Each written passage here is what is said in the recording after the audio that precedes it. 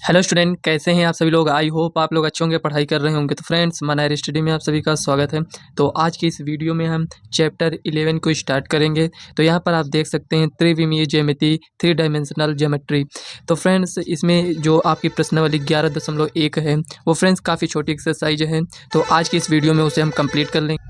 और फ्रेंड्स देखिए, प्रश्नावली को कंप्लीट करने से पहले उसका हम पहले बेसिक कंप्लीट करेंगे, उसके बाद हम प्रश्नावली को सॉल्व करेंगे।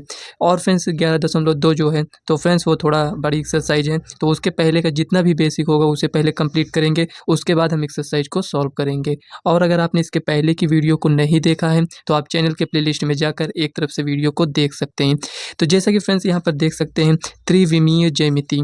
तो इसमें फ्रेंड्स इसको समझने के लिए आप इसको यहाँ पर ये कुछ दिया गया है, इसमें आप इसको पढ़कर थोड़ा समझ सकते हैं। तो यहाँ पर ये भूमिका इंट्रोडक्शन मतलब कि आपको हर एक चैप्टर में इस टाइप से मिल जाएगा। तो इसको पढ़ने से फ्रेंड्स क्या होता है कि जो हम चैप्टर पढ़ते हैं उसका हमें बेसिक कुछ न कुछ यहाँ पर समझ में आ जाता है कि मतलब ये चैप्टर में हम पढ़ने क्या वाले हैं। तो यहाँ पर देखिए फ्रेंड्स, ये जो आपका 11.1 एक्सरसाइज है, इसके पहले जो आपने वेक्टर पढ़ा था उससे फ्रेंड्स थोड़ा रिलेट करेंगे तो आपको ज़्यादा अच्छे से समझ में आएगा। तो यहाँ पर दिया गया है रेखा के दिक् कोसाइन और दिक् अनुपात। अभी तक क्या पढ़ रहे थे, सदिश के दिक् कोसाइन और दिक् अनुपात। इसमें क्या है, रेखा दिया गया है, तो इन सबको हम पूरे डिटेल से समझेंगे। तो चलिए फ्रेंड्स यहाँ पर हम समझते हैं। तो यहाँ पर देखिए फ्रेंड्स, इसको हम समझने के लिए सबसे पहले यहाँ पर हम बना लेते हैं। तो यहाँ पर कुछ इस टाइप से आपको बनाना पड़ेगा। यहाँ पर ये कुछ इस टाइप से है, ये इतना यहाँ पर बना लिए हैं। ये क्या है, ये आपका यक्स हो जाएगा, यहाँ पर ये वाई, यहाँ पर ये जेड। तो यहाँ पर आप देख सकते हैं फ्रेंड्स, ये जो तीनों होते हैं यहाँ पर ये एक दूसरे के लंबवत होते हैं, मतलब कि यक्स वाई तो आप देख ही सकते हैं कि ये लंबवत है, यहाँ पर 90 है। लेकिन यहाँ पर आप नहीं समझ पाएंगे कि ये 90 है कि नहीं। देखिए फ्रेंड्स, ये हमें ऊपर बनाना चाहिए था, लेकिन हम कॉपी में ऊपर नहीं बना सकते हैं, इसलिए यहाँ पर इसको इस टाइप से बनाया जाता है, ठीक है ना।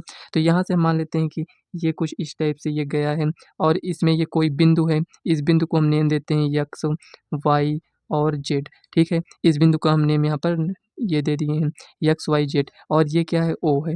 थोड़ा ध्यान से समझिएगा फ्रेंड्स, सब कुछ हम आपको पूरे डिटेल से बताएंगे।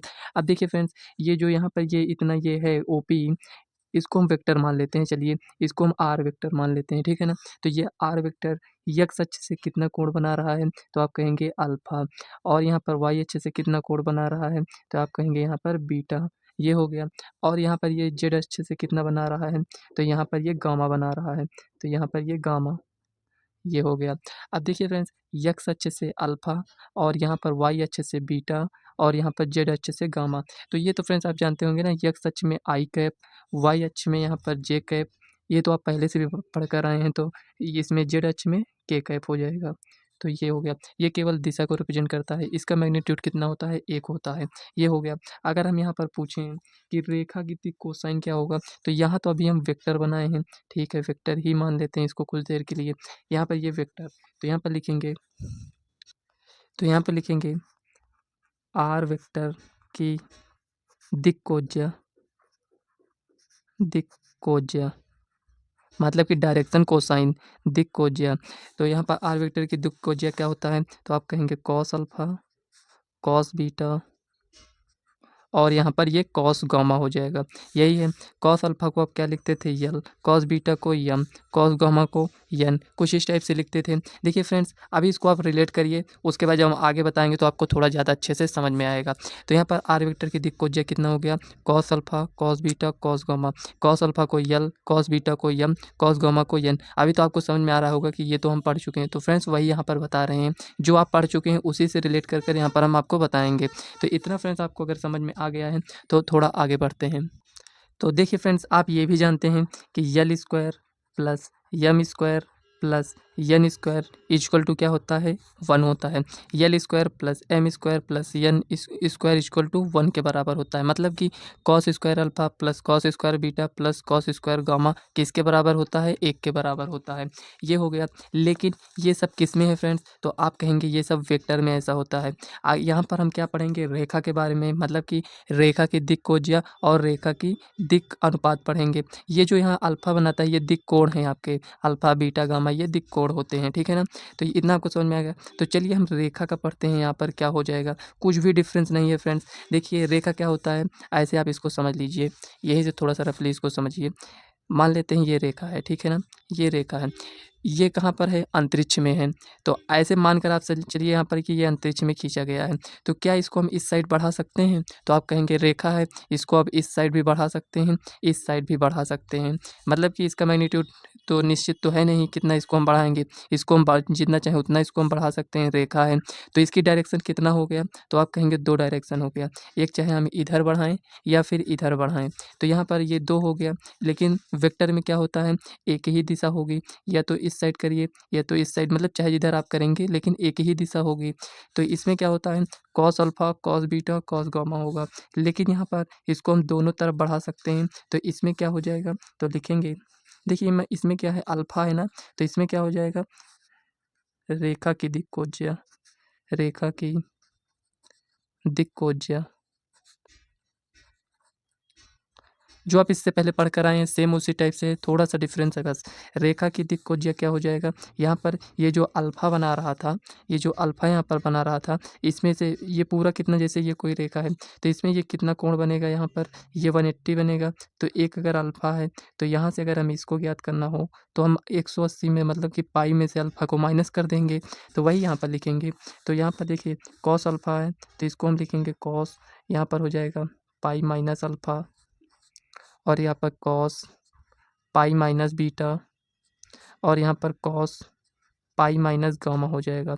ये ऐसा हम क्यों कर रहे हैं, समझ में आ गया होगा अब आपको। तो देखिए कॉस पाई माइनस अल्फा कितना होता है, माइनस कॉस अल्फा होता है। ये कैसे समझ में आया, तो आप इसको पढ़े होंगे यहाँ पर। तो देखिए कॉस 180 माइनस थीटा, तो ये इसमें आएगा। तो 180 कॉस 180 माइनस थीटा क्या होता है, ये दूसरे में ए यस, इसमें साइन पॉजिटिव होता है, जबकि यहाँ पर कॉस है। तो यहाँ पर क्या हो जाएगा, माइनस कॉस अल्फा। उसी प्रकार इसमें भी माइनस कॉस बीटा, और यहाँ पर माइनस कॉस गामा, ये हो गया। तो यहाँ पर आप इसको क्या लिखते हैं, माइनस यल और माइनस यम माइनस यन, कुछ इस टाइप से लिखते हैं। तो देखिए इसी को अगर हम लिखना चाहें तो यहाँ पर प्लस माइनस यल प्लस माइनस यम प्लस माइनस यन, मतलब कि ये प्लस माइनस दोनों में हो सकता है। जो कि हम रेखा की दिक्कोज्या पढ़ रहे हैं तो ये प्लस माइनस दोनों में होगा, लेकिन जो आप वेक्टर में पढ़ रहे थे उसमें केवल प्लस में ही था। लेकिन जो आपके यहाँ पर एक्सरसाइज में दिया गया है इसमें माइनस का नहीं दिया गया है, केवल प्लस में ही दिया गया है। इसलिए आप जब क्वेश्चन को सॉल्व करते हैं तो आपको समझ में आता है कि ये वही एक्सरसाइज है जो इसके पहले हम पढ़ चुके हैं। 10 चैप्टर में जितना आपने पढ़ा था उसी का यूज हम करने वाले हैं। अब देखिए यहाँ पर हेडिंग दिया गया है, दो बिंदुओं को मिलाने वाली रेखा की दिक्कोज्या। हमें दो बिंदुओं को मिलाने वाली रेखा की दो दिक्कोज्या ज्ञात करना है। तो मान लेते हैं दो बिंदु कौन से हैं, माना एक बिंदु P है जिसके निर्देशांक x1 y1 और z1 है, ठीक है। एक को Q मान लेते हैं, तो यहाँ पर x2 y2 और यहाँ पर z2, ये हो गया। तो दो बिंदुओं, तो एक बिंदु P हो गया, एक बिंदु Q हो गया। तो इसको मिलाने वाली रेखा की हमें दिक्कोज्या ज्ञात करना है। ये मान लेते हैं ये P है और यहाँ पर ये Q है, कुछ इस टाइप से यहाँ पर ये दिया गया है। अब देखिए इसका हमें दिक्कोज्या ज्ञात करना है। तो सबसे पहले यहाँ पर हम क्या ज्ञात करेंगे, यहाँ से हम A ज्ञात कर लेते हैं। A इक्वल टू क्या हो जाएगा, x2 माइनस x1 हो जाएगा, और यहाँ पर b equal to y2 minus y1 होगा, और यहाँ पर z2 माइनस z1, ये हो गया। ये क्या है आपका c हो गया। तो a इक्वल टू ये है, b इक्वल टू ये है, c इक्वल टू ये इतना आया है। ये क्या है, आपके दिक् अनुपात हैं। अब यहाँ पर देखिए हमें क्या ज्ञात करना है, दिक्कोज्या ज्ञात करना है। तो यहाँ पर देखिए इसका पी क्यू का मैग्नीट्यूड भी इसकी आवश्यकता होगी। तो यहाँ पर क्या लिखेंगे, x2 माइनस x1 का whole square plus y2 minus y1 का whole square plus z2 minus z1 का होल स्क्वायर, ये हो जाएगा। अब यहाँ पर देखिए हमें दिक्कोज्या ज्ञात करना है। तो यल इक्वल टू क्या हो जाएगा, यहाँ पर लिखेंगे x2 माइनस x1 बटे में क्या हो जाएगा पी क्यू, ये हो गया। यम इक्वल टू क्या हो जाएगा, y2 माइनस y1 बटे में यहाँ पर पी क्यू, ये जो यहाँ पर इतना है ना, यही आपको यहाँ पर लिखना है। अब यन इक्वल टू क्या हो जाएगा, z2 माइनस z1 बटे में यहाँ पर पी क्यू, ये क्या है, मैग्नीट्यूड है। अब देखिए यहाँ पर x2 माइनस x1 लिखे हैं, तो क्या है इसको हम x1 माइनस x2 नहीं लिख सकते हैं, तो फ्रेंड्स इसको आप लिख सकते हैं। मतलब कि कुछ इस टाइप से भी आप इसको लिखना चाहें तो लिख सकते हैं, क्योंकि हम रेखा की दिक्कोज्या पढ़ रहे हैं। तो यहाँ पर आप दोनों तरीके से इसको लिख सकते हैं, पी क्यू और यम इक्वल टू यहाँ पर हो जाएगा y1 माइनस y2 बटे में यहाँ पर पी क्यू। और देखिए यहाँ पर x1 माइनस x2 लिखेंगे, होल स्क्वायर करेंगे तब भी उतना आएगा। x1 माइनस x2 या x2 माइनस x1 का होल स्क्वायर करेंगे उतना ही आएगा, इसलिए यहाँ पर आप लिख सकते हैं, ठीक है ना। तो ये हो गया। अब यहाँ पर देखिए यन equal to Z1 minus Z2 बटे में यहाँ पर PQ हो जाएगा। कुछ इस टाइप से यहाँ पर इतना आपको समझ में आ गया होगा। तो यहाँ पर देखिए रेखा के दिक् अनुपात आपको पढ़ना है। तो यहाँ पर आपको थोड़ा-सा समझना है। ऐसी हमें 3 संख्याएँ लेना है जो दिक् कोज्यों के समान अनुपात में हों। तो यहाँ पर लिखेंगे ऐसी 3 संख्याएँ, ऐसी 3 संख्याएँ, ऐसी 3 संख्याएँ यहाँ पर कौन-सी हैं? A, B, C मान लेते हैं, ठीक है ना? ऐसी 3 संख्याएँ A, B, C जो दिक्कोज्येय कौन से हैं दिक्कोज्येय? यल, यम, यन के समानुपाती हों, मतलब कि समानुपात में हों, समानुपाती हों। तो यहाँ पर देखिए थोड़ा-सा इसको समझ लीजिए। यहाँ पर ये 3 संख्याएँ BC हैं और यहाँ पर दिक्कोज्येय क्या हैं? यल, यम, यन हैं। अब यहाँ पर समानुपातिक मतलब यहाँ पर ये हुआ कि यल/A इक्वल टू यम/B इक्वल टू यन/C। क्या आ रहा है? मतलब इसको देखें और इसको देखें, इसको देखें, तो जब इसको हम सॉल्व करते हैं तो हमें क्या मिलता है? कांस्टेंट K मिल जाता है। यहाँ से देखना फ्रेंड्स एक फार्मूला आएगा। अब देखिए यहाँ पर यल इक्वल टू यहाँ पर क्या आएगा? इसको अगर अलग-अलग आप बराबर दिखाना चाहें तो यल इक्वल टू A और यहाँ पर इंटू K हो जाएगा। ये 75 होगा, इस साइड जाएगा, ये हो गया। और यम इक्वल टू यहाँ पर क्या हो जाएगा? BK, ये हो गया। और यन इक्वल टू यहाँ पर क्या हो जाएगा? CK। ये इतना आ चुका है। अब देखिए इसका हम स्क्वायर करना चाहते हैं, तो चलिए इसका हम स्क्वायर कर रहे हैं। तो यहाँ पे इसका हम स्क्वायर करेंगे तो लिखेंगे, तो यहाँ से फ्रेंड्स अभी हम आपको एक फार्मूला बताए थे। क्या बताए थे? L square plus M square plus N square equal to क्या होता है? 1 है होगा। ये भी हम आपको बताए थे। तो यहाँ पर यल का स्क्वायर, इसका स्क्वायर करेंगे तो इसका भी तो स्क्वायर होगा। अब यहाँ पर यम स्क्वायर है तो इसका भी स्क्वायर हो जाएगा। तो यहाँ पर लिखेंगे L square plus M square plus N square equal to 1 से। अब देखिए यहाँ पर जब इसका स्क्वायर करेंगे, इसमें क्या किए हैं? सबको ऐड किए हैं, तो इसको हम ऐड कर रहे हैं। तो यहाँ से हम ऐड करेंगे तो ये हमें मिलेगा ए स्क्वायर के स्क्वायर और यहाँ पर प्लस यहाँ पर बी स्क्वायर के स्क्वायर और उसके आगे यहाँ पर प्लस सी स्क्वायर के स्क्वायर इक्वल टू यहाँ पर क्या है? 1 दिया गया है। देखिए इसमें से क्या कुछ कॉमन है तो आप कहेंगे के स्क्वायर कॉमन है, ठीक है, कॉमन ले लेते हैं। तो A square plus B square plus यहाँ पर सी स्क्वायर इक्वल टू 1 हो जाएगा। इसको हम पक्षांतर करेंगे तो ये हो जाएगा K square equal to 1 A square plus B square plus C square, ये इतना आ गया। अब यहाँ पर अगर के की वैल्यू आप फाइंड करना चाहें तो यहाँ से हमें के की वैल्यू क्या मिलेगा? तो आप कहेंगे के इक्वल टू ये स्क्वायर इधर आएगा रूट में तो प्लस माइनस 1/रूट A square plus B square plus C square, ये इतना आ गया। अब देखिए यहाँ पर थोड़ा सा आपको ध्यान देना है कि यल बराबर ए के आया था जो यहाँ पर अभी लिखे थे, ये 1 मिनट यहाँ से आपको दिख रहा होगा। यहाँ पर देखिए यल बराबर ए के, तो के की वैल्यू हमें मिल चुका है तो यहीं पर हम रखेंगे। तो इन सब में आप इसको समझ लीजिए, इसको हम समीकरण 1 मान लेते हैं समझने के लिए यहाँ पर, और यहाँ पर आप समझ भी सकते हैं, आगे हम लिखेंगे इसको। तो यहाँ पर देखिए यल बराबर क्या था? ए और के था। तो इसको अगर हम थोड़ा और सॉल्व करें तो ए ये हो गया, के कितना आया? ये इतना आया है। तो यहाँ पर लिखेंगे root A square plus B square plus C square, यहाँ पर क्या है? Plus minus. इसी टाइप से आप यम का भी लिख सकते हैं। तो यम इक्वल टू ए, यहाँ पर क्या हो जाएगा? बी और यहाँ पर के, तो B upon root A square plus B square plus C square, यहाँ पर प्लस माइनस है तो लगा दीजिए प्लस माइनस। उसके बाद यहाँ पर यन पर आते हैं तो यहाँ पर क्या हो जाएगा? C K equal to C upon root A square plus B square plus C square, यहाँ पर प्लस माइनस। मतलब कि दिक् को जी हम कैसे ज्ञात कर सकते हैं? यहाँ पर आ चुका है कि यहाँ पर ये दिया रहेगा तो यहाँ पर देखिए जैसे 3 बिंदु दिए गए, थोड़ा समझ लीजिए, जैसे 3 बिंदु दिए रहेंगे, जैसे ए बी सी 3 बिंदु दिए गए हैं, तो हमें दिक् को जी अगर अल्फा कॉस अल्फा निकालना होगा तो पहले वाले को यहाँ लिखेंगे, उसके बाद जो तीनों बिंदु दिए गए हैं उसका स्क्वायर कर जोड़ देंगे और रूट लगा देंगे, कुल मिलाकर यहाँ पर मैग्नीट्यूड निकाल लेंगे। यहाँ पर ये कुछ इस टाइप से आप समझ सकते हैं क्योंकि इसके पहले इसीलिए हम आपको बता दिए थे। यहाँ से फ्रेंड्स थोड़ा सा आप एक इम्पॉर्टेंट आपको यहाँ पर नोट लिख लेना है। यहाँ पर आप लिखेंगे दिक् को ज्यों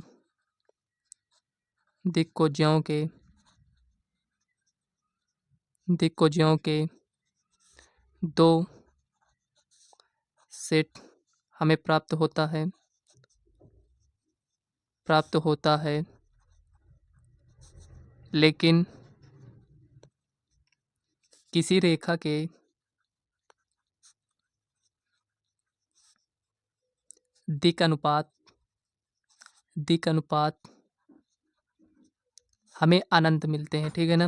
मतलब कि उसमें क्या होता है कि लेमडा होता है, अनंत प्राप्त होते हैं। देखिए फ्रेंड्स, लेमडा की वैल्यू हम जो भी रखना चाहें रख सकते हैं। लेमडा नॉट इक्वल 0 होगा और लेमडा बिलोंग्स टू आर होगा। तो फ्रेंड्स क्या होता है कि दिक् का अनुपात का मान बदलता रहेगा। तो इसीलिए फ्रेंड्स हम अनंत प्राप्त कर सकते हैं, लेकिन दिक् को जो 2 से प्राप्त होंगे, मतलब कि प्लस माइनस कॉस अल्फा, ऐसे ऐसे जो हम आपको बताए थे ना, प्लस माइनस दोनों में होगा। तो यहाँ पर 2 सेट बनेंगे, मतलब कि एक पॉजिटिव का बनेगा, एक निगेटिव का बनेगा। ये समझ में आया। और यहाँ पर फ्रेंड्स जो होगा कि लेमडा का मान यहाँ पर क्या होता है, बिलोंग्स टू आर होता है और लेमडा नॉट इक्वल 0 होना चाहिए, क्योंकि ये पूरा 0 कर देगा अगर 0 होगा तो।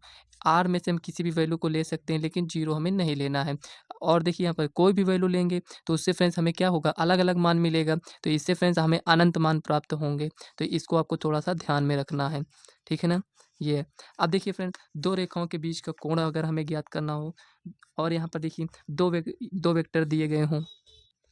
मान लेते हैं एक वेक्टर ए दिया गया है और एक वेक्टर यहाँ पर बी दिया गया है। इसकी दिक् को ज्या कितना है, L1 M1 और यहाँ पर N1 ये है, और इसका L2 M2 N2 है। तो यहाँ पर दोनों के बीच का कोण अगर हमें ज्ञात करना हो तो cos theta equal to L1 L2 plus M1 M2 plus N1 N2 ये हो जाएगा। अब देखिए यहाँ पर दोनों वेक्टर कैसे हैं, समांतर हैं कि लंबवत हैं। इसमें फ्रेंड्स थीटा की वैल्यू रखेंगे तो खुद ही आपको समझ में आ जाएगा।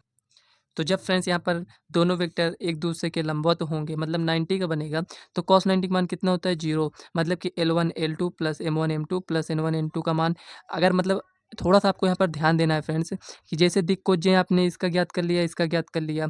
अब यहाँ पर हमें सिद्ध हो सकता है, सिद्ध करने के लिए पूछ लिया जाए कि हमें यहाँ पर बताना है कि दो वेक्टर क्या है, लंबवत हैं। तो cos अगर यहाँ पर हम 90 रखेंगे तो ये 0 हो जाएगा। मतलब कि अगर इसको हम सॉल्व करेंगे यहाँ पर इतना, अगर 0 आ रहा है तो हम कह सकते हैं कि थीटा हमारा कितना है, 90 है। और यहाँ पर अगर ये 0 ना हो, मतलब कि अगर समांतर हो, तो यहाँ पर क्या हो जाएगा, तो समांतर में थीटा कितना, 0, तो cos 0 का मान कितना हो जाएगा, 1 हो जाएगा। तो इसमें क्या बनेगा, तो लिख लेते हैं यहाँ पर, जब दोनों वेक्टर एक दूसरे के लंबवत हों, जब दोनों वेक्टर एक दूसरे के लंबवत हों, एक दूसरे के लंबवत हों, जब ये लंबवत होंगे तो cos 90 बनेगा। cos 90 का मान कितना, 0। तो यहाँ पर कितना आएगा, L1 L2 plus M1 M2 plus यहाँ पर N1 N2 इक्वल टू यहाँ पर 0 हो जाएगा। और जब यहाँ पर ये दोनों समांतर होंगे तब क्या होगा, तो चलिए आगे देखते हैं। यहाँ पर लिखेंगे, जब वेक्टर ए तथा वेक्टर बी एक दूसरे के समांतर हों, एक दूसरे के समांतर हों, तब यहाँ पर क्या हो जाएगा फ्रेंड, तो यहाँ पर देखिए इसका रेशियो, मतलब कि L1 upon L2 equal to M1 upon M2 equal to यहाँ पर N1 अपॉन N2। देखिए दो वेक्टर यहाँ पर दिए गए हैं, तो इसका यहाँ पर दिक् को जे तो आप वैसे भी निकाल लेंगे, क्योंकि इसके पहले की एक्सरसाइज में आप पढ़ चुके हैं। जो चैप्टर आपने वेक्टर पढ़ा था उसमें आपने ये सब पढ़ा था कि वेक्टर ए दिया गया, वेक्टर बी दिया गया, तो इसमें हम दिक् को जे कैसे निकालेंगे। तो यहाँ पर देखिए वेक्टर ए दिया गया है तो इसका L1 हो जाएगा, M1 N1 हो जाएगा, इसका L2 M2 N2 हो जाएगा। तो यहाँ पर देखिए केवल आपको ये ध्यान देना है कि अगर हमें वेक्टर ए और वेक्टर बी की दिक् को जे ज्ञात हैं तो उसका हम रेशियो निकालेंगे। अगर यहाँ पर रेशियो इस टाइप से बराबर आ जाएगा तो हम कहेंगे यहाँ पर कि ये दोनों एक दूसरे के क्या हैं, समांतर हैं। इसी प्रकार फ्रेंड्स आप दिक् को ज्यों का अभी तक देख रहे थे, इसी प्रकार दिक् अनुपात का भी आप निकाल सकते हैं। तो यहाँ पर मेन फार्मूला क्या है आपका, तो यहाँ पर लिख देते हैं। अभी देखिए दिक् को ज्यों के यहाँ पर हम पढ़ रहे थे, अब यहाँ पर लिखेंगे दिक् अनुपात के पदों में कोण, दिक् अनुपात के पदों में कोण अगर हमें उससे निकालना हो तो यहाँ पर हम क्या करेंगे, तो यहाँ पर लिखेंगे cos थीटा, डायरेक्ट फार्मूला बता रहे हैं फ्रेंड्स यहाँ पर। तो cos थीटा इक्वल टू क्या हो जाएगा, यहाँ पर लिखेंगे A1 हो जाएगा A2, जैसे यहाँ पर लिखते थे A1 A2, यहाँ पर plus B1 B2 plus C1 C2, ये हो गया। अब यहाँ पर देखिए A1 का लिखेंगे पूरे का, A1 square plus B1 square plus C1 square, ये इतना हो गया। और यहाँ पर आप किसका लिखेंगे, ये A2 का, तो A2 का स्क्वायर प्लस B2 का स्क्वायर प्लस C2 का स्क्वायर। इतना आपने लिख लिया। आपको यहाँ पर ध्यान देना है, कोई भी साइन नहीं लगाना है। यहाँ पर ये कुछ इस टाइप से आपको समझना है। देखिए इतना तो आपको समझ में आ गया होगा, क्योंकि L1 L2 से आप इतना समझ लिए होंगे। यहाँ पर बटे में केवल इसका यहाँ पर मैग्नीट्यूड ये इतना आ गया है, मतलब दोनों का हमें निकालना होगा अगर वेक्टर ए वेक्टर बी हैं तो। अब ये तो फ्रेंड्स मेन फार्मूला है। अब यहाँ पर लिखेंगे जब वेक्टर ए तथा वेक्टर बी लंब हों, तो यहाँ पर क्या हो जाएगा, A1 A2 plus B1 B2 plus C1 C2 equal to 0। और यहाँ पर लिखेंगे जब समांतर हों तब क्या हो जाएगा, A1/A2 equal to B1/B2 equal to यहाँ पर C1/C2। इसका रेशियो बराबर होना चाहिए। इसमें क्या है, दोनों को गुणा कर कर यहाँ पर हम ऐड करेंगे तो वहाँ पर क्या आएगा, 0 आएगा। तब समझ जाएंगे कि ये दोनों वेक्टर क्या हैं, एक दूसरे के लंबवत हैं। यहाँ पर देखिए फ्रेंड्स, जितना भी बेसिक था हमने कंप्लीट करा दिया है। अब चलिए एक्सरसाइज को देखते हैं। उसमें फ्रेंड्स बहुत ही ईजी आपके क्वेश्चन पूछे गए हैं, तो चलिए उसको देखते हैं क्या दिया गया है। तो देखिए फ्रेंड्स, अगर आप फार्मूला अच्छे से सीख गए होंगे तो ये क्वेश्चन आप खुद से भी सॉल्व कर सकते हैं। तो यहाँ पर कह रहा है, यदि एक रेखा, ध्यान से क्वेश्चन को पढ़िएगा, कह रहा है यदि एक रेखा यक्स वाई और जेड अक्ष के साथ क्रमशः 90 135 45 के कोण बनाती है तो इसकी दिक कोसाइन ज्ञात कीजिए। हमें दिक कोसाइन ज्ञात करना है, cos alpha cos beta cos gamma. जो हम अल्फा बीटा गामा कह रहे थे ये वही इसमें दिया गया है। ये अल्फा है, ये बीटा है, ये गामा है। तो हमें दिक कोसाइन यहाँ पर ज्ञात करना है। तो चलिए इसको ज्ञात करते हैं। तो सबसे पहले यहाँ पर पहला क्वेश्चन है, तो लिखेंगे दिया है। तो यहाँ पर अल्फा इक्वल टू कितना है, 90 है, ठीक है। और यहाँ पर बीटा इक्वल टू 135 मतलब 135 है, और गामा इक्वल टू 45 है, ये दिया गया है। तो यहाँ पर लिखेंगे रेखा की दिक कोज्या, रेखा की दिक, यहाँ पर दिक कोसाइन,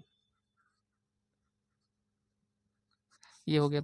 रेखा की दिक कोसाइन अगर हमें ज्ञात करना है तो हम आपको बताएं कि कॉस अल्फा को आप यल से भी जानते होंगे। तो कॉस अल्फा इक्वल टू यहाँ पर क्या हो जाएगा, कॉस 90 का मान कितना होता है, 0। और यम इक्वल टू यहाँ पर cos beta equal to cos 135 equal to, इसको आप सॉल्व करना चाहेंगे आगे तो इसको सॉल्व कर लीजिए। अगर आपको डायरेक्ट वैल्यू नहीं याद है तो इसको आप ऐसे लिखना, कॉस यहाँ पर 90 प्लस थीटा मतलब कि 45, ये हो जाएगा। अब देखिए कॉस 90 प्लस थीटा कितना हो जाएगा, तो यहाँ पर आप कहेंगे माइनस साइन थीटा, तो यहाँ पर लिखेंगे 45। तो साइन 45 का मान कितना होता है, -1/√2, ये हो जाएगा। तो यम ये आ गया है। अब यन ज्ञात कर लेते हैं। तो लिखेंगे यन को हम किससे लिखते हैं, कॉस गामा, ये हो जाएगा। वो 45 है तो यहाँ पर लिखेंगे कॉस 45 इक्वल टू की इसका मान कितना होता है, 1/√2। देखिए cos 90 plus theta minus sine theta, यही होगा, cos 90 plus theta minus sine theta. Sine 45 का मान 1/√2 और यहाँ पर माइनस लगाए तो माइनस लगा दीजिए। तो देखिए पहला क्वेश्चन आपका कंप्लीट हो चुका है, बस इतना ही उसमें आपको सॉल्व करना था। कह रहा है एक रेखा की दिक कोसाइन ज्ञात कीजिए जो निर्देशांशों के साथ समान कोण बनाती है। तो यहाँ पर आपको थोड़ा सा समझना है, मतलब समान कोण बनाने का मतलब ये हुआ कि अल्फा बीटा गामा यहाँ पर क्या है, सभी बराबर हैं। तो हमें रेखा की दिक कोसाइन बताना है। तो चलिए काफ़ी इजी क्वेश्चन है, चलिए इसको हम सॉल्व करते हैं। तो यहाँ पर लिखेंगे दूसरा क्वेश्चन है, यहाँ पर लिखेंगे प्रश्नानुसार समान कोण बनाता है, मतलब समझ में आया यहाँ पर कि मतलब अल्फा बराबर बीटा बराबर क्या है, गामा है। तो हमें ज्ञात करना है, तो चलिए दिक कोसाइन ज्ञात करना है, तो चलिए ज्ञात कर लेते हैं। अब देखिए अल्फा बीटा और गामा, इसमें क्या एंगल दिया गया है आप बता सकते हैं, आप कहेंगे एंगल नहीं दिया गया है। तो यहाँ पर हम लिखेंगे cos alpha equal to cos beta equal to यहाँ पर कॉस गामा आएगा, ये आ गया। अब यहाँ पर आप पढ़े होंगे फ्रेंड्स इसका रिलेशन, क्या पढ़े हैं, तो आप कहेंगे हम पढ़े हैं यहाँ पर L square plus M square plus N square equal to 1 हो जाएगा। तो चलिए लिख लेते हैं, cos square alpha plus cos square beta plus यहाँ पर कॉस स्क्वायर गामा। ये इतना ही आपने पढ़ा है, यही फार्मूला पढ़े हैं। तो क्या फ्रेंड्स इससे हमारा सॉल्व होगा, नहीं। यहाँ से हम जानते हैं कि कॉस अल्फा कॉस बीटा के बराबर है, कॉस बीटा कॉस गामा, मतलब तीनों एक दूसरे के बराबर हैं। तो यहाँ पर क्या इसको हम हटाकर कॉस अल्फा लिख सकते हैं, तो लिख सकते हैं। तो यहाँ पर लिखेंगे cos square alpha plus cos square alpha plus cos square alpha equal to यहाँ पर 1, इसको ऐड करेंगे तो 3 कॉस स्क्वायर अल्फा ये हो जाएगा इक्वल टू 1, इसको बटे में लेकर आइए तो cos square alpha equal to 1/3 हो जाएगा। कॉस अल्फ़ा देखें तो कॉस अल्फ़ा इक्वल टू कितना हो जाएगा, प्लस माइनस 1/√3, ये हो गया। तो ये तो केवल कॉस अल्फ़ा आया है। तो यहाँ से आप देख सकते हैं समीकरण एक ऐसे मान लीजिए इसको। तो देखिए कॉस अल्फ़ा की वैल्यू अगर हमें यहाँ पर फाइंड कर चुके हैं तो क्या कॉस बीटा नहीं मिल सकता है? तो आप कहेंगे ये इसके बराबर है, मतलब सभी एक दूसरे के बराबर हैं। तो जितना कॉस अल्फ़ा आया है उतना कॉस बीटा भी आएगा, गामा भी आएगा। तो यहाँ पर लिखेंगे यल यम यन इक्वल टू प्लस माइनस 1/√3 और यहाँ पर प्लस माइनस 1/√3 प्लस माइनस 1/√3, ये क्या है आपका फाइनल आंसर है। इस टाइप से आपको सॉल्व करना है। देखिए कितना फ्रेंड्स इंपॉर्टेंट फार्मूला था। अगर ये फार्मूला आपको नहीं याद होता है, इस टाइप से याद किए थे ना, L square plus M square plus N square equal to 1। तो यल क्या है, कॉस अल्फा ही तो है, स्क्वायर है तो यहाँ पे स्क्वायर लगाए हैं, ये हो गया। तो चलिए यहाँ पर नेक्स्ट क्वेश्चन देखते हैं क्या दिया गया है। तो यहाँ पर देखिए तीसरा क्वेश्चन दिया गया है, कह रहा है यदि एक रेखा के दिक् अनुपात, यहाँ पर ये इतने दिए गए हैं तो इसकी दिक् कोसाइन क्या होगा। तो यहाँ पर यदि एक रेखा के दिक् अनुपात ये दिए गए हैं तो हमें दिक् कोसाइन बताना है। तो चलिए इसको हम सॉल्व करते हैं। -18 और 12 -4, ये क्या है, ये ए है, ये बी है और यहाँ पर ये सी है। तो यहाँ पर लिखेंगे दिक् cosine equal to L M N, L equal to क्या हो जाएगा यहाँ पर a/√a² plus b² plus c², ये हो जाएगा। यम इक्वल टू क्या होगा b/√a² plus b² plus c², ये हो गया। यन इक्वल टू यहाँ पर c/√a² plus b² plus c²। देखिए यहाँ पर ये तीनों में है तो इसको चलिए हम पहले ज्ञात कर लेते हैं, ये जो इतना दिया गया है। तो यहाँ पर लिखेंगे a² plus b² plus c² equal to यहाँ पर क्या हो जाएगा -18 का स्क्वायर प्लस 12 का स्क्वायर प्लस -4 का स्क्वायर, ये हो गया। अब यहाँ पे इसको थोड़ा सॉल्व कर लीजिए। तो सॉल्व करने पर 18 का स्क्वायर कितना होता है 324। तो यहाँ पर लिखेंगे 324 प्लस 12 का स्क्वायर 144 प्लस 4 का स्क्वायर 16। चाहे 4 का स्क्वायर करें चाहे -4 का, सब सेम ही आएगा। तो यहाँ पर देखिए इसको हम ऐड करते हैं। तो देखिए 6 4 10 4 14 का 4, 6 4 10 4 14 का 4 हासिल आया 1। तो यहाँ पर 1 और 1 ये 2, 2 और 4 ये 6, 6 2 8 हो जाएगा, 8 हो गया। यहाँ पर 3 1 यहाँ पर 4। तो यहाँ पर देखिए इसका वर्गमूल कितना हो जाएगा, तो आप कहेंगे यहाँ पर 22। तो यहाँ पर लिखेंगे ये क्या हो जाएगा प्लस माइनस, यहाँ पर क्या हो जाएगा प्लस माइनस 22, ये दिया गया है। तो लिखेंगे यहाँ पर यल इक्वल टू, यहाँ पर प्लस माइनस लगा दीजिए। ए कितना है यहाँ पर -18 है, तो यहाँ पर लिखेंगे -18 बटे में यहाँ पर कितना हो जाएगा 22, ये हो गया। प्लस का ही लिए हैं तो इसको आप इसको सॉल्व कर लीजिए थोड़ा सा। तो यहाँ पर देखिए फ्रेंड्स ये क्या हम सही लिखे हैं, नहीं। तो यहाँ पर देखिए जो भी लिखा है आपको सेम उसी टाइप से लिखना है। -18 बटे में 22, तो ये कितना आ जाएगा -9 बटे 11, ये आ गया। यम इक्वल टू यहाँ पर प्लस माइनस क्यों नहीं होगा अभी इसको आप समझ लीजिए। देखिए यहाँ पर इसका मैग्नीट्यूड निकाल रहे हैं तो मैग्नीट्यूड फ्रेंड्स पॉजिटिव में ही आएगा यहाँ पर, ये जो इतना है तो इसीलिए फ्रेंड्स यहाँ पर केवल 22 लिखेंगे। तो यम इक्वल टू कितना हो जाएगा, तो आप कहेंगे बी कितना है यहाँ पर 12 बटे में यहाँ पर कितना 22, तो यहाँ पर 11। देखिए ये कितना हो जाएगा 6 और यहाँ पर 11, तो 6 बटे 11 हो गया। यन इक्वल टू सी कितना है यहाँ पर -4 बटे में 22, तो यहाँ पर 2 बटे में 11, यहाँ पर -2 बटे में 11, ये हो गया। इसको आप सही से लिख लीजिए। तो यल यम यन कितना आया है -9 बटे 11 और यहाँ पर 6 बटे में 11 और यहाँ पर -2 बटे में 11। तो यही आपका फाइनल आंसर हो जाएगा। कुछ इस टाइप से आपको सॉल्व करना है। तो चलिए नेक्स्ट क्वेश्चन देखते हैं क्या दिया गया है। तो यहाँ पर देखिए चौथा क्वेश्चन इसमें दिया गया है, कह रहा है दर्शाइए कि बिंदु यहाँ पर ये क्या है संरेख है, मतलब कि तीनों बिंदु क्या है एक ही रेखा पर हैं, ये हमें इसमें दिखाना है। तो चलिए इसको हम सॉल्व करते हैं, काफ़ी इजी क्वेश्चन है। तो यहाँ पर लिखेंगे चौथा क्वेश्चन है, लिखेंगे प्रश्नानुसार यहाँ पर जो तीनों बिंदु दिए गए हैं उसको लिख लेते हैं। इसको मान लेते हैं ये ए है, तो यहाँ पर 2, 3, 4 ये दिया गया है और यहाँ पर बी यहाँ पर दिया गया -1, -2, 1 जो दिया गया अभी उसी को केवल लिख रहे हैं। तो यहाँ पर सी कितना है यहाँ पर 5, 8, ये 7। हमें दिखाना है यहाँ पर कि तीनों बिंदु क्या हैं संरेख हैं, मतलब कि कुछ इस टाइप से ए हो गया, बी हो गया, सी हो गया। कुछ इस टाइप से यहाँ पर हमें दिखाना है। तो चलिए इसको हम सॉल्व करते हैं। सबसे पहले यहाँ पर ए बी निकालेंगे और बी सी निकालते हैं। तो यहाँ पर लिखेंगे, तो यहाँ पर ए और बी, यहाँ पर लिखेंगे ए और बी को मिलाने वाली, ए और बी को मिलाने वाली वाली रेखा के दिक् अनुपात के दिक् अनुपात, अच्छा दिक् अनुपात कैसे आएगा? तो यहाँ पर मान लेते हैं ये ए बी सी कुछ इस टाइप से होगा। तो यहाँ पर x2 माइनस x1 और यहाँ पर y2 माइनस y1 और यहाँ पर z2 माइनस z1 कुछ इस टाइप से आएगा। तो यहाँ पर x2 कितना है, -1 है। देखिए ए और बी को मिलाने, तो यहाँ पर -1 -2 ये हो गया। और यहाँ पर y2 कितना है, -2 और यहाँ पर y1 कितना है, 3 है, तो -3। यहाँ पर z2 कितना है, 1 है, माइनस z1 कितना है, 4 है, ये दिया गया है। तो यहाँ पर कितना आ जाएगा, -3 और -5, यहाँ पर -3, इतना ही आएगा यहाँ पर। अब देखिए फ्रेंड्स, इसका हमें क्या मिल गया है, दिक् अनुपात मिल गया है। अब हमें बी सी का निकालना है। तो यहाँ पर लिखेंगे बी और सी को मिलाने वाली रेखा के दिक् अनुपात। अभी आपको समझ में नहीं आया होगा फ्रेंड्स कि यहाँ पर हम दिक् अनुपात क्यों ज्ञात कर रहे हैं। तो अभी सॉल्व करने दीजिए फ्रेंड्स, हम आपको बता देंगे आगे, खुद ही आपको समझ में आ जाएगा कि हम क्यों ज्ञात कर रहे थे। तो यहाँ पर देखिए, इसमें हम डायरेक्ट लिख देते हैं। तो यहाँ पर ये ए बी सी था, इसको हम A1 B1 C1 मान लेते हैं, ठीक है ना, क्योंकि यहाँ पर थोड़ा सॉल्व करने में प्रॉब्लम ना हो। B2 C2 अलग अलग दिखाना है, इसलिए मान ले रहे हैं। तो यहाँ पर देखिए A2 B2 C2, यहाँ पर डायरेक्ट क्या माइनस कर लें। तो यहाँ पर देखिए इससे इसको माइनस करना होता है, तो 5, ये इसमें भी माइनस है, एक फार्मूले का माइनस, मतलब कि 5 1 6 हो जाएगा, ठीक है। 8 और ये 2 10 हो जाएगा, ठीक है, ये भी लिख लिया। 7 में से 1 गया 6, ये इतना दिया गया है। अब देखिए यहाँ पर समांतर है, तो यहाँ पर लिखेंगे,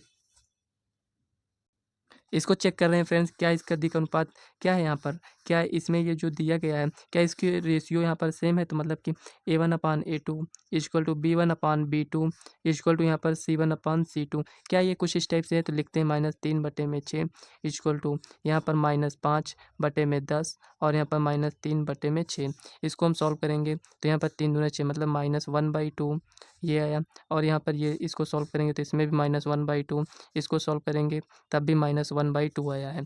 तो इसका मतलब यहाँ पर आपको क्या समझ में आया, क्या आप बता सकते हैं। तो आप कहेंगे यहाँ पर कि इसके जो दिक् अनुपात हैं उनके रेशियो क्या है, बराबर हैं। इसका मतलब ए बी जो दिया गया है वो बी सी के क्या है, समांतर है। मतलब यहाँ पर ये जो ए बी दिया गया है और बी सी के समांतर है, कुछ इस टाइप से है। तो यहाँ पर देखिए कॉमन पॉइंट आपको क्या दिख रहा है। तो आप कहेंगे कि बी इसमें भी है, बी इसमें भी है, लेकिन यहाँ पर समांतर है, क्या ऐसा हो सकता है, नहीं। तो यहाँ पर जो बी यहाँ पर कॉमन पॉइंट आपको दिख रहा है, इसका मतलब फ्रेंड्स कि समांतर ना होकर ये तीनों बिंदु क्या है, एक ही रेखा पर है, मतलब कि संरेखीय हैं। क्योंकि बी यहाँ पर भी पॉइंट है, उसी जो यहाँ पर लिए हैं ए बी और बी सी, ए मतलब बी तो एक ही है ना, लेकिन इसमें क्या है कि बी इसमें भी आ रहा है, इसमें भी आ रहा है। तो या तो इसमें होगा या तो इसमें होगा। अगर बी यहाँ पर हुआ तो ए कहीं यहाँ पर होगा, मतलब कि एक ही रेखा पर होगा तीनों बिंदु। तो यहाँ पर हम लिखेंगे ए बी तथा बी सी के अनुपात क्या है, यहाँ पर समान है, अनुपात समान है, अतः रेखा समांतर है, अतः रेखा समांतर है, समांतर है, ये हो गया। तो यहाँ पर लिखेंगे परंतु बी दोनों में क्या है, उभयनिष्ठ है। मतलब दोनों में है ना, तो यहाँ पर कॉमन लिख सकते हैं, उभयनिष्ठ है, इसलिए उभयनिष्ठ है, इसलिए तीनों बिंदु क्या है, संरेखीय हैं, तीनों बिंदु संरेखीय हैं। ये हो गया, ये क्वेश्चन आपका सॉल्व हो चुका है। तो चलिए नेक्स्ट क्वेश्चन देखते हैं क्या दिया गया है। तो यहाँ पर ये 5वां क्वेश्चन है, इसको अच्छे से आप लोग रीड कर लीजिए। यहाँ पर ये जो दिया गया है, तो यहाँ पर फ्रेंड्स आप इसको रीड कर लिए होंगे। तो चलिए इसको हम सॉल्व करते हैं। यहाँ पर ये क्वेश्चन में कह क्या रहा है। कह रहा है फ्रेंड्स एक त्रिभुज एबीसी के शीर्षों के हमें यहाँ पर ये जो शीर्ष दिए गए हैं ए बी सी ये शीर्ष दिए गए हैं, तो हमें भुजाओं का क्या ज्ञात करना है, दिक् कोज्याएं ज्ञात करना है। तो यहाँ पर चलिए इसको हम सॉल्व करते हैं। मतलब यहाँ पर ये जो दिया गया है दिक् कोसाइन ए बी ये शीर्ष दिए गए हैं, हमें अलग अलग भुजाओं के दिक् कोसाइन ज्ञात करना है। मतलब कि ए बी का ज्ञात करना पड़ेगा, बी सी का और ए सी का हमें ज्ञात करना होगा। तो सबसे पहले फ्रेंड्स दिक् कोसाइन ज्ञात करने के लिए हमें यहाँ पर दिक् अनुपात ज्ञात होना चाहिए। तो चलिए यहाँ पर पहले हम दिक् अनुपात ज्ञात करते हैं।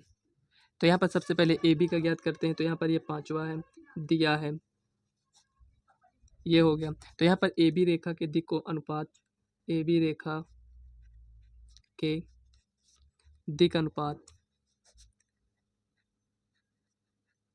अनुपात ए बी, बी वाले से इसको माइनस करेंगे, मतलब कि -1 -3।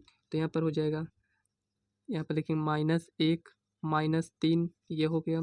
और यहाँ पर 1 -5 दूसरा हो गया। और यहाँ पर 2 माइनस ये भी है और यहाँ पर ये प्लस हो जाएगा, मतलब कि -4 और यहाँ पर कितना आएगा -4, 6 ये हो गया। दिक् अनुपात यहाँ पर हमें ज्ञात हो गया है। तो इसका यहाँ पर हम ज्ञात कर लेते हैं मैग्नीट्यूड। तो यहाँ पर लिखेंगे, तो यहाँ पर इसका मैग्नीट्यूड ज्ञात करना है। तो यहाँ पर लिखेंगे ए बी इक्वल टू, तो -4 का स्क्वायर -4 का स्क्वायर और यहाँ पर 6 का स्क्वायर प्लस कर देना है सब में। तो यहाँ पर 16 + 16 प्लस यहाँ पर 36 ये हो जाएगा 16 16 32 और यहाँ पर 32 दूनी 64 4 68। तो यहाँ पर 68 हो जाएगा। यहाँ पर इसको आपको लिख लेना है। 68 को हम लिख सकते हैं, किस टाइप से लिख सकते हैं, तो यहाँ पर आप कहेंगे, देखिए यहाँ से भी आप इसको समझ सकते हैं। तो यहाँ पर कुल मिलाकर 68 लिखा है। तो ये कितना हो जाएगा 64 दूना 68, एक मिनट फ्रेंड्स, 64 और गुणे यहाँ पर कितना 68, 68 को हम हाफ करेंगे यहाँ पर, तो कितना हो जाएगा 2 3 6 2 चौक 8 ये हो गया 34 ये हो गया। इसको हम कैसे लिख सकते हैं, तो 17 गुणे 2 लिख सकते हैं, ये हो गया। तो यहाँ पर देखिए ये बाहर आ जाएगा तो 2 रूट यहाँ पर 17 हो जाएगा। तो यहाँ पर देखिए यल लिखने के लिए हम क्या करेंगे, यल लिखने के लिए -4 बटे में यहाँ पर 2 रूट 17, मतलब 2 दूनी 4 इक्वल टू -2/√17 ये हो गया। यम इक्वल टू यहाँ पर क्या हो जाएगा -4 बटे में 2 रूट 17 इक्वल टू यहाँ पर -2/√17 ये हो गया। यन को ज्ञात करने के लिए यहाँ पर हम क्या करेंगे 6 अपॉन, मतलब ये मैग्नीट्यूड हमें लिखना होता है यहाँ पर बट्टे में, ठीक है ना। तो वही मैग्नीट्यूड ही तो लिख रहे हैं यहाँ पर जो आया है। तो यहाँ पर मैग्नीट्यूड कितना आया है 2√17, मतलब कि 2 3 6 इक्वल टू 3/√17 ये हो गया। ए बी के दिक् कोज्या यहाँ पर हमें मिल चुका है यल यम यन। तो यल यम यन इक्वल टू क्या हो जाएगा यहाँ पर -2/√17 -2/√17 और यहाँ पर 3/√17 ये हो गया। ए बी का तो हम ज्ञात कर लिए। अब यहाँ पर लिखेंगे बी सी, यहाँ पर बी सी का पहले हमें दिक् अनुपात निकालना होगा। तो यहाँ पर लिखेंगे बी सी रेखा का दिक् अनुपात। तो बीसी रेखा का दिक् अनुपात यहाँ पर क्या हम डायरेक्ट निकाल लें यहाँ पर बीसी का। तो देखिए -5 है, यहाँ पर +1, मतलब -5 + 1 कितना हो जाएगा -4 ये हो गया। तो यहाँ पर आपको थोड़ा सा समझना है। देखिए x2 - x1 करेंगे तो कितना आएगा आप बताइए। तो आप कहेंगे -5 है, यहाँ पर माइनस माइनस प्लस हो जाएगा, तो -5 + 1 -4 हो जाएगा। -5 और यहाँ पर -1 कितना हो जाएगा -6 ये हो गया। और यहाँ पर देखिए -2 और -2 कितना हो जाएगा -4 ये दिया गया है। अब यहाँ पर इसका मैग्नीट्यूड ज्ञात कर लेते हैं, ए कॉमा बी कॉमा सी। तो यहाँ पर बी सी का मैग्नीट्यूड इक्वल टू यहाँ पर क्या हो जाएगा -4 का स्क्वायर प्लस -6 का स्क्वायर प्लस -4 का स्क्वायर। यहाँ पर 4 चौक 16, इसमें भी 16, इसमें 36 आएगा, मतलब कि जो पहले आया था वही इसमें भी आएगा। तो यहीं पर हम लिख लेते हैं डायरेक्ट। तो यहाँ से देखिए ये आ चुका है। तो यहाँ से हम यल ज्ञात कर सकते हैं। यल मतलब यहाँ पर -4 बटे में 2√17 इक्वल टू यहाँ पर कितना हो जाएगा -2√17 ये हो गया। यम इक्वल टू यहाँ पर -6 बटे में 2√17 2 3 6 इक्वल टू -3√17 ये हो जाएगा। यन ज्ञात करेंगे तो -4/2√17। चलिए यहाँ पर लिख लेते हैं। यन इक्वल टू कितना है -4 बटे में यहाँ पर 2√17 ये हो गया इक्वल टू, इससे ये कैंसिल, तो -2/√17 ये हो गया। अब यहाँ पर लिख लेते हैं यल यम यन इक्वल टू कितना आया है -2/√17 कॉमा यम कितना है, एक मिनट यहाँ पर डायरेक्ट लिखना है ना। तो यम कितना है यहाँ पर -3 बाई रूट 17 और यहाँ पर -2 बाई रूट 17 ये आ गया। अब देखिए BC का भी ज्ञात कर चुके हैं, तो यहाँ पर AC का ज्ञात कर लेते हैं। AC रेखा का दिक् अनुपात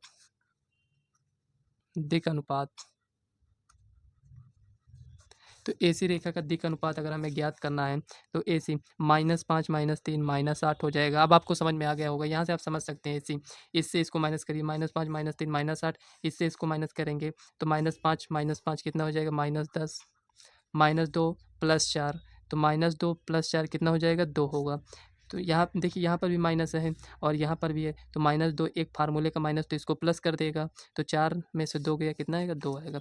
तो यहाँ पर AC का मैग्नीट्यूड ज्ञात कर लेते हैं, तो -8 का स्क्वायर प्लस -10 का स्क्वायर प्लस 2 का स्क्वायर इक्वल टू, यहाँ पर 64 आएगा प्लस 100 + 4, ये हो गया 64 4 68 168, ये इतना आ चुका है। तो 168 को हम किस टाइप से लिख सकते हैं, तो यहाँ पर चलिए इसको लिखते हैं। तो देखिए इसको 2 से डिवाइड करिए, तो 2 गुणे 2 8 16 और यहाँ पर 2 चौका 8, ये कुछ इस टाइप से लिख सकते हैं। और इसको हम कैसे लिख सकते हैं, 42 दूना 84, तो यहाँ पर लिखेंगे 2 गुणे 42 गुणे 2 लिख सकते हैं।